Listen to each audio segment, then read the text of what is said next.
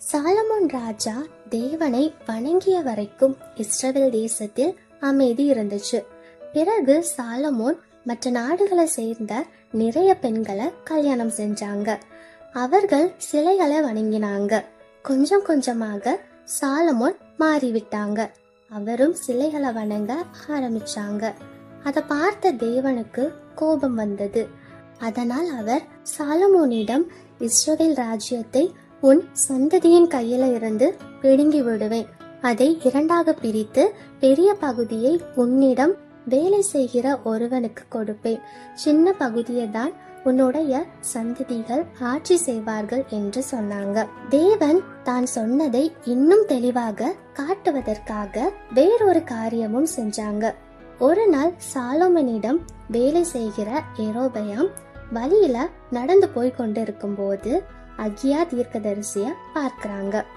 அகியா தன்னுடைய அங்கியை 12 துண்டுகளாக கிழிக்கிறாங்க. பிறகு யெரொபெயாமிடம் சொல்றாங்க, தேவன் இஸ்ரவேல் ராஜ்யத்தை சாலமோனுடைய வம்சங்களின் கையில இருந்து பிடுங்கி இரண்டாக பிரிக்கிறாங்க.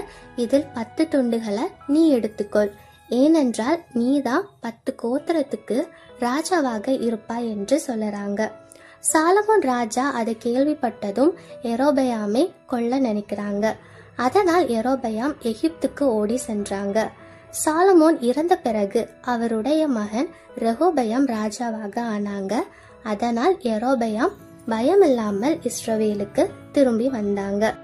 இஸ்ரவேலின் பெரியோர்கள் ரெகொபெயாமிடத்துல, நீங்கள் மக்களிடம் அன்பாக நடந்து கொண்டால் அவர்கள் உங்களுக்கு உண்மையாக இருப்பார்கள் என்று சொன்னாங்க. ஆனால் ரெகொபெயாம் தன்னுடைய இளம் நண்பர்களின் ஆலோசனைகளை கேட்டு மக்களிடம் இரக்கமில்லாமல் நடந்து கொண்டாங்க. அதனால் மக்கள் அவங்கள எதிர்த்தாங்க. யெரொபெயாமை 10 கோத்திரத்திற்கு ராஜாவாக அங்கீகரிச்சாங்க. அதை இஸ்ரவேல் ராஜ்யம் என்று சொன்னாங்க. மீதி இருந்த 2 கோத்திரங்களையும் யூதா ராஜ்யம் என்று சொன்னாங்க. இப்படி இஸ்ரவேலின் 12 கோத்திரங்கள் இரண்டாக பிரிந்தன. தன்னுடைய மக்கள் கடவுளை வணங்குவதற்காக எருசலேமுக்கு போவது யெரொபெயாமுக்கு பிடிக்கவில்லை. ஏன் தெரியுமா? எருசலேம் ரெகொபெயாமின் ராஜ்யத்துல இருந்துச்சு.